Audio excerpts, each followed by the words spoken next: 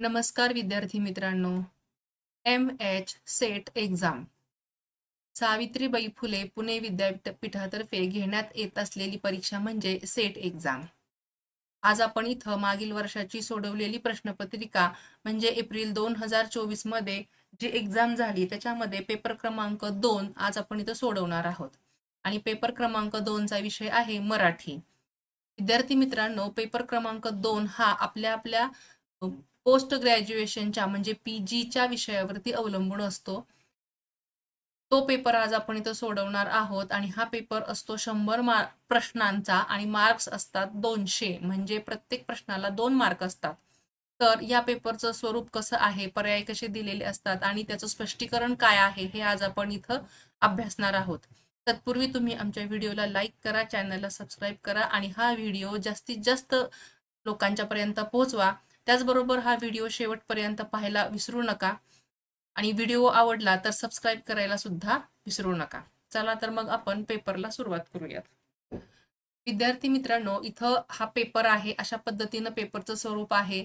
Taste booklet code and serial number. आपण आज इथं बी कोडचा पेपर अभ्यासणार आहोत. पेपर 2 विषय आहे मराठी. एप्रिल 2024. मार्क्स इथं दिलेले आहेत. मार्क्स आहेत 200. Number of questions in this booklet 100. म्हणजे 100 प्रश्न आणि मार्क्स आहेत 200. इथे विद्यार्थ्यांच्यासाठी सूचना दिलेल्या आहेत.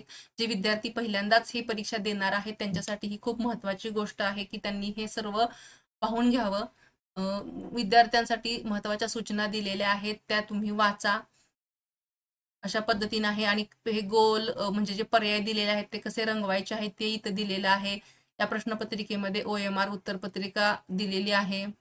अशा पद्धतीने इथे ह्या सूचना दिलेल्या आहेत. कॅल्क्युलेटर किंवा लॉक टेबल वापरण्यास परवानगी नाही. निळ्या किंवा काळ्या बॉलपेनचाच वापर करायचा आहे. चुकीच्या उत्तरासाठी गुण कट केले जात नाहीत, म्हणजे निगेटिव्ह मार्क सिस्टीम नाही. आता ही प्राथमिक माहिती झाल्यानंतर जवळपास इथं एकूण 12 सूचना दिलेल्या आहेत. त्या तुमच्या लक्षात येतीलच. कच्च्या कामासाठी रफ पेज किंवा बॅक साईडचं पेजचा वापर करायचा किंवा पेपरच्या खालच्या बाजूला थोडी जागा सोडलेली असते त्याचा वापर करतात. बऱ्याच वेळेला एक कोरं पेज दिले जातं. तर हा आहे, इथून आपला पेपरला सुरुवात होत आहे. मराठी पेपर 2, मराठी प्रश्नपत्रिका 2. आता सुरुवातीला तिथं सूचना दिलेल्या, टाइम दिलेला आहे 120 मिनिटे आणि मार्क्स आहेत 200. सूचना आहेत, या प्रश्नपत्रिकेत एकूण 100 बहुपर्यायी प्रश्न दिलेले आहेत. प्रत्येक प्रश्नाला 2 गुण आहेत आणि सर्व प्रश्न सोडवायचे आहेत. तर आपण आता प्रश्न पहिला सुरू करूया. प्रश्न 1. भारतातील पुढील साहित्य प्रकारांचा कोणकोणत्या भाषांशी संबंध येतो? या संदर्भात सार्थक जोड्या जुळवा.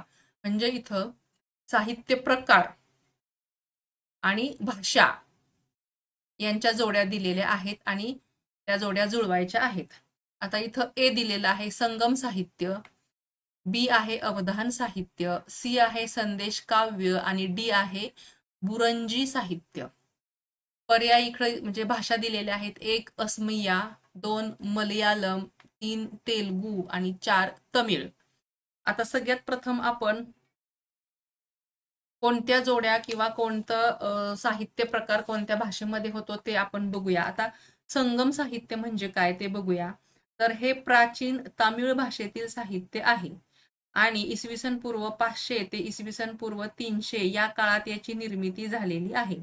याच्यामध्ये प्रेम, युद्ध, समाज जीवन यांचे वास्तव चित्रण आढळते. म्हणजे संगम साहित्य हे तामिळी भाषेमध्ये येणारं साहित्य आहे आणि याच्यामध्ये प्रेम, युद्ध, समाज जीवन यांचं वास्तव चित्रण केलेलं आहे. त्यानंतर अवधान साहित्य. अवधान साहित्य ही एक विशेष साहित्य कला आहे जी मुख्यतः तेलुगू भाषेमध्ये आढळते. यात कवी एकाच वेळी अनेक प्रश्नांना, कोड्यांना किंवा विषयांना तत्काळ उत्तर देतो. ही कला स्मरणशक्ती, बुद्धिमत्ता आणि काव्य कौशल्य यांचे प्रदर्शन मानली जाते. अवधान त्याच्या नावावरूनच लक्षात येते की तात्काळ म्हणजे लक्षपूर्वक ऐकणे आणि लगोलग त्याचं उत्तर देणे हे आहे अवधान साहित्य आणि ते तेलुगू भाषेमध्ये आहे. त्यानंतर येतं संदेश काव्य. आणि त्याची भाषा आहे मलयाळम. मलयाळम भाषेमध्ये हे संदेश काव्य येतं. संदेश काव्य हा साहित्य प्रकार मलयाळम भाषेत प्रसिद्ध आहे. यामध्ये नायक आपल्या प्रिय व्यक्तीला संदेश पोहोचविण्यासाठी पक्षी किंवा दूताचा उपयोग करतो.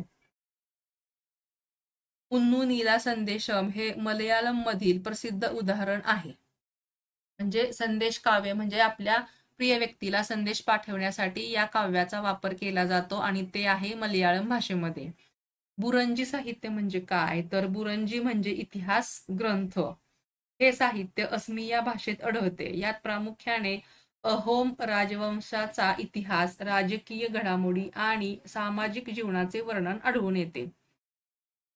हे आता आपण इथं साहित्य प्रकार, त्याचा अर्थ काय आहे किंवा कोणता साहित्य प्रकार कोणत्या भाषेमध्ये वापरला जातो ते बघितलं. संगम साहित्य म्हणजे काय, अवधान साहित्य म्हणजे काय, संदेश काव्य म्हणजे काय आणि बुरंजी साहित्य म्हणजे काय.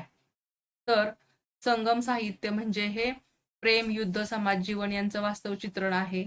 अवधान साहित्यामध्ये स्मरणशक्ती, बुद्धिमत्ता आणि काव्य कौशल्याचा वापर होतो. संदेश काव्यामध्ये आपल्या प्रिय व्यक्तीला संदेश पोहोचवण्याचं काम केलं जातं आणि बुरंजी साहित्यामध्ये इतिहास ग्रंथ हे या साहित्यामध्ये येतात. तर संगम साहित्य जे आहे ते तमिळ भाषेशी संबंधित आहे. अवधान साहित्य आहे ते तेलुगू भाषेशी संबंधित आहे. संदेश काव्य मलयाळम भाषा आणि बुरजी साहित्य असमिया. म्हणजे जोड्या तुमच्या लक्षात आल्याच असतील.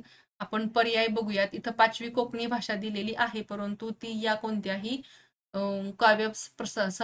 काव्य संग्रहामध्ये येत नाही किंवा प्रकारामध्ये मोडत नाही. ABCD हे पर्याय दिलेले आहेत. तर ए मध्ये 4 3 2 1, बी ला 3 2 1 4, सी ला 2 1 3 4 आणि डी ला 1 2 3 4 असं दिलेलं आहे. तर आपलं कसं आहे की पर्याय क्रमांक ए ला 4 आहे, बी ला 3 आहे, सी ला 2 आहे आणि डी ला 1 आहे. म्हणजे या प्रश्नाचं उत्तर आहे पर्याय क्रमांक ए.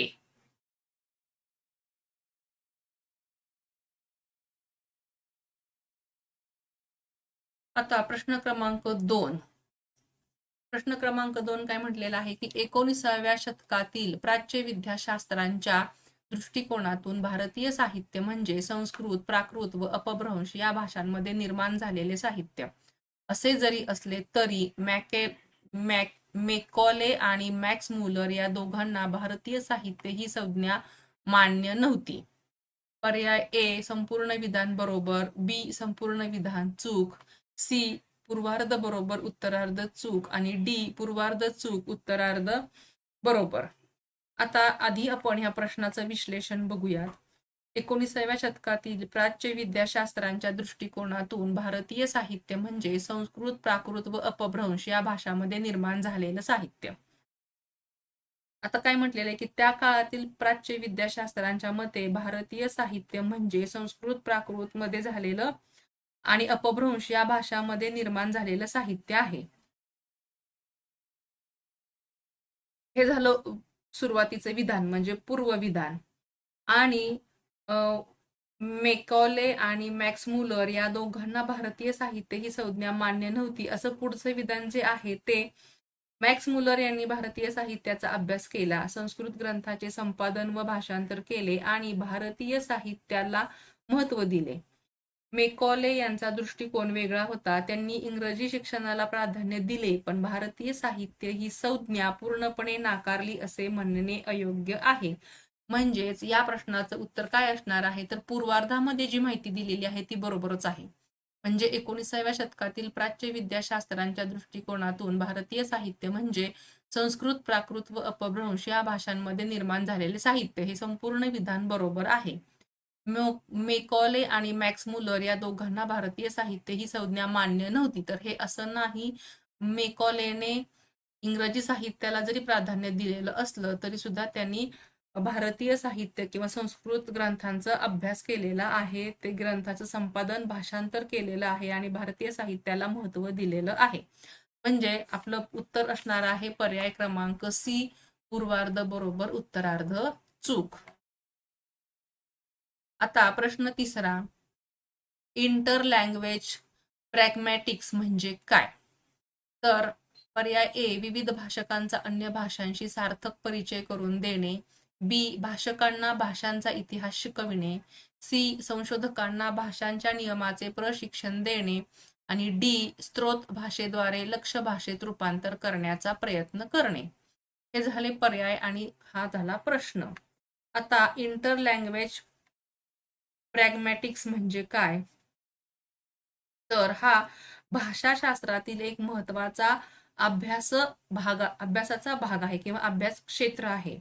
त्यामध्ये एखादा भाषक जेव्हा स्त्रोत भाषा सोर्स लँग्वेज वापरून लक्ष्य भाषा म्हणजे टार्गेट लँग्वेज शिकण्याचा प्रयत्न करतो तेव्हा त्याच्या संवादातील व्यवहार कसे बदलतात याचा अभ्यास केला जातो. साध्या भाषेत सांगायचं तर भाषांतर किंवा भाषा शिकताना भाषक लक्ष्य भाषेत योग्य अर्थ, संदर्भ आणि व्यवहार पोहोचवण्याचा प्रयत्न करतो. म्हणजे भाषांतर किंवा भाषा शिकत असताना जो बोलणारा आहे भाषक तो लक्ष्य भाषेमध्ये म्हणजे जे टार्गेट लँग्वेज आहे त्या भाषेमध्ये योग्य संदर्भ, अर्थ आणि व्यवहार पोहोचवण्याचा प्रयत्न करतो. आता ह्याचं पर्याय दिलेले आहे. तर पर्यायांचे विश्लेषण काय आहे? तर विविध भाषकांचा अन्य भाषांशी सार्थक परिचय करून देणे. म्हणजे काय? हे वेगवेगळ्या भाषांचा अन्य भाषांशी संबंध करून परिचय करून देणे म्हणजे हे चुकीचंच आहे. नंतर 2 आहे भाषकांना भाषांचा इतिहास शिकवणे. भाषांचा इतिहास शिकवणे हे चूक आहे. संशोधकांना भाषांच्या नियमांचे प्रशिक्षण देणे तर हेही चूक आहे.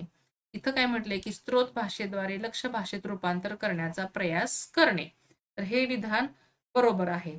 म्हणजेच काय होतं तर भाषक जेव्हा एका भाषेतून दुसऱ्या भाषेमध्ये संवाद साधण्याचा प्रयत्न करतो तेव्हा त्याच्या भाषिक व्यवहाराचा अभ्यास होत असतो. म्हणजे इथं काय म्हणलं इंटर लँग्वेज प्रॅग्मॅटिक्स म्हणजे काय? तर स्त्रोत भाषेद्वारे लक्ष्य भाषेत रूपांतर करण्याचा प्रयत्न म्हणजे सोर्स लँग्वेज मधून टार्गेट लँग्वेज मध्ये रूपांतर करण्याचा प्रयत्न म्हणजेच इंटर लँग्वेज प्रॅग्मॅटिक्स. पुढचा प्रश्न आहे प्रश्न क्रमांक 4. प्रश्न क्रमांक 4 आहे वि वा शिरवाडकरांच्या नटसम्राट संहितेचे स्वरूप कोणते? ए भाषांतर, बी रूपांतर, सी अनुवाद आणि डी प्रभव स्वरूपी नाट्यकृती. तर याचं उत्तर आहे रूपांतर. आता नटसम्राट हे वि वा शिरवाडकरांनी लिहिलेले एक मूळ नाटक आहे. हे नाटक कोणत्याही परकीय भाषेतील नाटकाचे भाषांतर किंवा रूपांतर नाही. म्हणजे हे नटसम्राट हे वि वा शिरवाडकरांनी लिहिलेलं स्वतःचं नाटक आहे. म्हणजे ते भाषांतर किंवा रूपांतर नाही. शिरवाडकरांनी स्वतःच्या कल्पनेतून मराठी रंगभूमीच्या परंपरेतून ही संहिता निर्माण केलेली आहे. त्यामुळे याला प्रभव स्वरूपी नाट्यकृती म्हणजे ओरिजिनल प्ले असं स्वरूप आहे. तर त्यामुळे हे भाषांतर हे चुकीचं आहे. ते रूपांतरही केलेलं नाही. ते अनुवादित सुद्धा नाही. तर ते आहे प्रभव स्वरूपी नाट्यकृती म्हणजे स्वतः लिहिलेलं ओरिजिनल प्ले. त्यामुळं वि वा शिरवाडकरांच्या नटसम्राट संहितेचे स्वरूप हे प्रभव स्वरूपी नाट्यकृती स्वरूपाचे आहे. प्रश्न 5वा कोणताही कथाकवी मूळ कथेचे भाषांतर करीत असताना घटनाचक्रात परिवर्तन करीत असतो कारण यामागे प्राह्या त्याची व्यासवृत्ती वा संतवृत्ती कारणीभूत असते. पर्याय ए संपूर्ण विधान बरोबर, बी संपूर्ण विधान चूक, सी पूर्वार्ध बरोबर उत्तरार्ध चूक, डी पूर्वार्ध चूक उत्तरार्ध बरोबर. आता आधी आपण पूर्वार्ध काय आहे ते समजून घेऊया.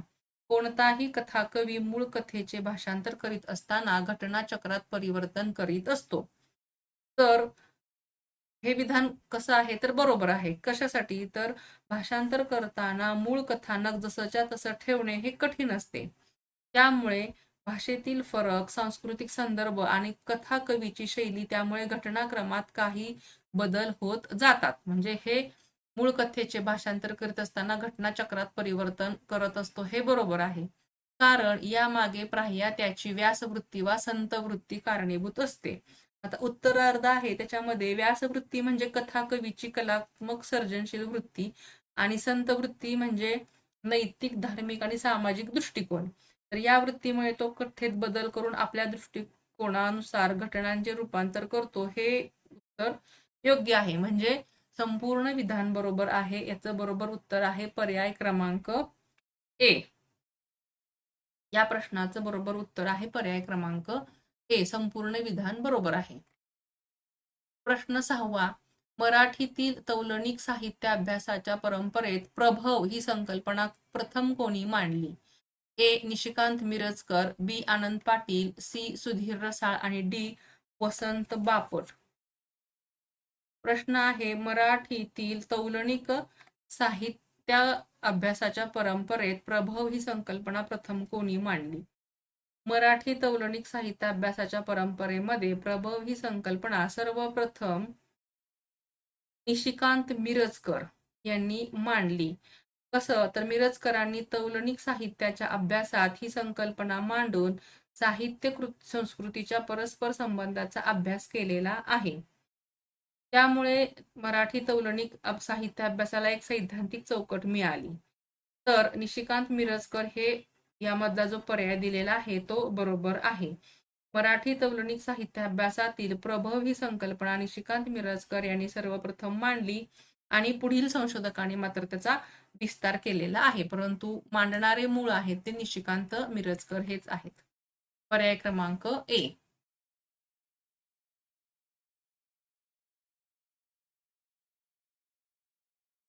प्रश्न आहे 7. ग्रंथकार आणि त्यांचे ग्रंथ यांच्या सार्थक जोड्या जुळवा. पर्याय A. Sapan Mujumdar, B. S. Prawer, C. Matthew Arnold आणि डी. शिशिर कुमार दास. आणि इथं आहेत ग्रंथ. 1. 3 epic heroines, 2. Exchange in criticism, 3. Comparative literary studies, 4. Comparative literature Indian dimensions आणि 5. The challenge of comparative literature. आता सपन मुजुमदार पहिलं जे आहे ए. सपन मुजुमदार यांनी काय लिहिलेलं आहे तर कंपॅरेटिव्ह लिटररी स्टडीज.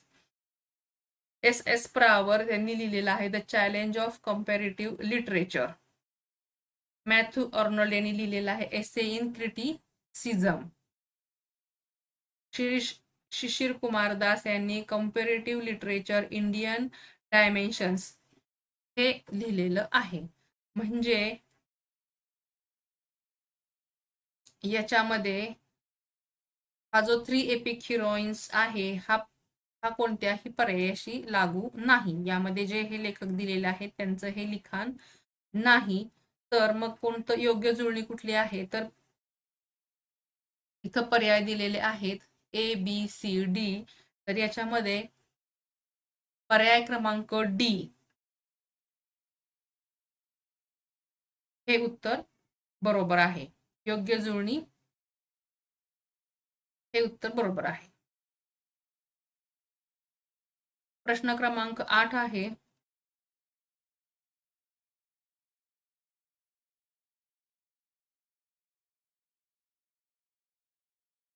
सपन मुजुमदार कंपॅरेटिव्ह लिटररी स्टडीज म्हणजे ए ला 3.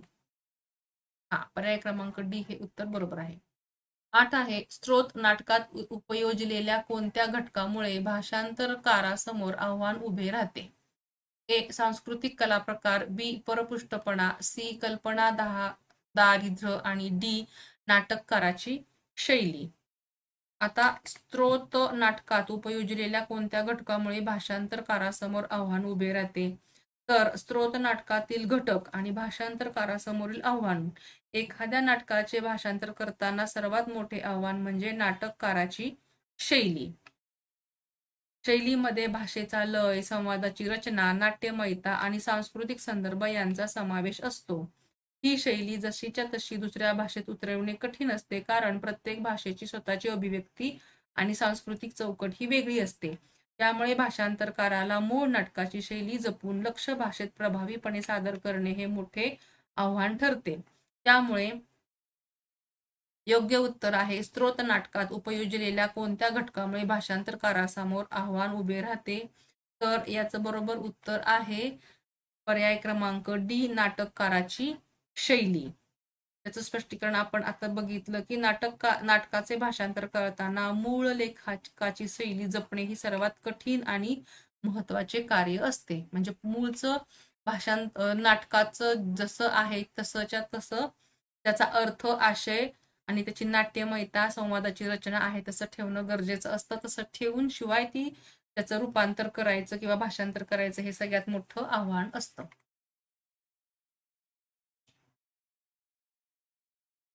प्रश्न क्रमांक आहे 9.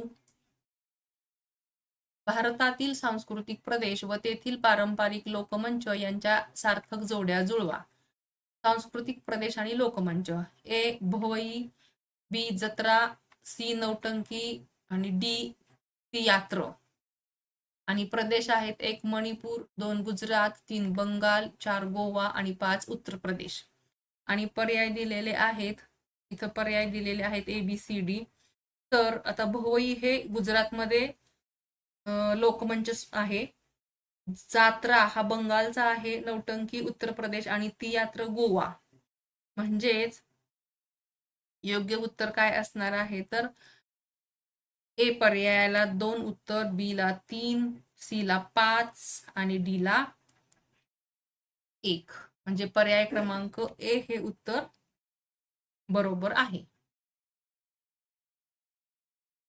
डी ला 4, सॉरी, पर्याय क्रमांक बी हे उत्तर बरोबर आहे.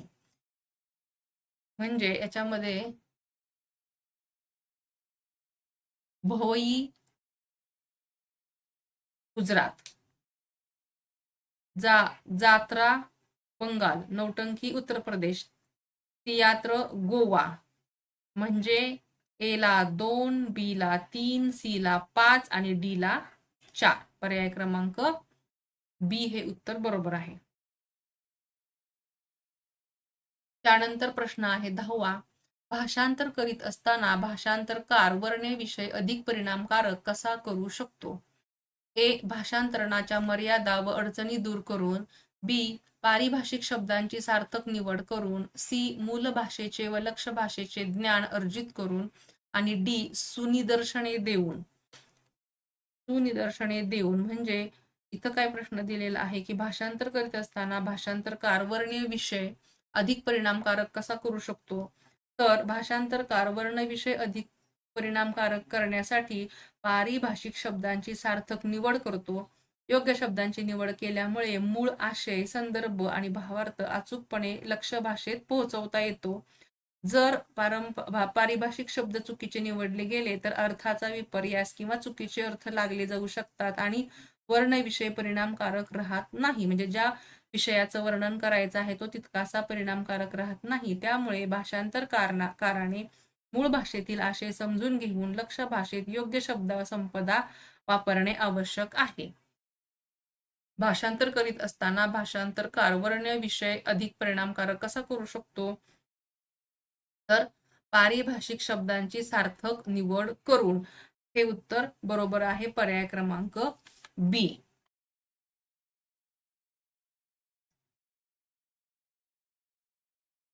प्रश्न 11. तंबाखू व्यवसायातील स्त्रियांच्या शोषणाचे चित्रण करणारी झोंबडे ही कादंबरी कोणाची आहे? ए महादेव मोरे, बी रा र बोराडे, सी आनंद यादव आणि डी चंद्रकुमार नलगे. तर तंबाखू व्यवसायातील स्त्रियांच्या शोषणाचे चित्रण करणारी झोंबडे ही कादंबरी महादेव मोरे यांची आहे. प्रश्न क्रमांक 12. चंद्रबनातल्या सावल्या हे ललित गद्याचे पुस्तक कोणाचे आहे?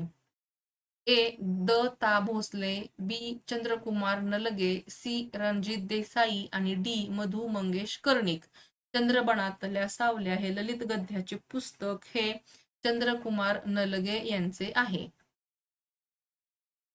प्रश्न क्रमांक 13. कोरडवाहू शेतीचे जमीनदार कुळे यांच्यातील परस्पर संबंधाचे चित्रण करणारी र वा दिघे यांची कादंबरी सांगा.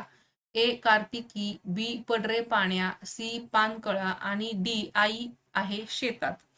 तर 13व्या प्रश्नाचं उत्तर आहे पर्याय क्रमांक बी, कोरडवाहू शेतीचे जमीनदार कुळे यांच्यातील परस्पर संबंधाचे चित्रण करणारी र वा दिघे यांची कादंबरी आहे पड रे पाण्या. तर विद्यार्थी मित्रांनो, आज आपण इथे 13 प्रश्नांचं स्पष्टीकरणासह उत्तरं अभ्यासलेली आहेत. यापुढचे प्रश्न आपण उद्याच्या व्हिडिओमध्ये अभ्यासणार आहोत. परंतु मित्रांनो, हा व्हिडिओ तुम्हाला कसा वाटला ते नक्की कळवा. याच्यामध्ये काही दुरुस्ती करायची असेल किंवा तुम्हाला स्पष्टीकरण समजण्यामध्ये काही अडचणी येत असतील तर तेही तुम्ही आम्हाला लिहून नक्की कळवा. याच्यामध्ये काही सुधारणा करायची आहे असं वाटत असेल तसंही आम्हाला कळवा. त्याचबरोबर तुम्ही हा व्हिडिओ कोणत्या गावातून शहरातून बघत आहात ते सुद्धा आम्हाला कमेंट बॉक्समध्ये लिहून कळवू शकता. तुम्ही हा व्हिडिओ शेवटपर्यंत पाहिलात त्याबद्दल धन्यवाद. तुमच्या कमेंट्स आम्हाला पुढच्या व्हिडिओ बनवण्यासाठी ऊर्जा देत असतात. त्यामुळे तुम्ही तुमच्या ज्या काही मत असतील त्या मतांचं आम्हाला नक्की मेसेज करा. त्यामुळे पुढचे व्हिडिओ करण्यासाठी आम्हाला एनर्जी मिळत राहील. Thank you for watching and subscribe.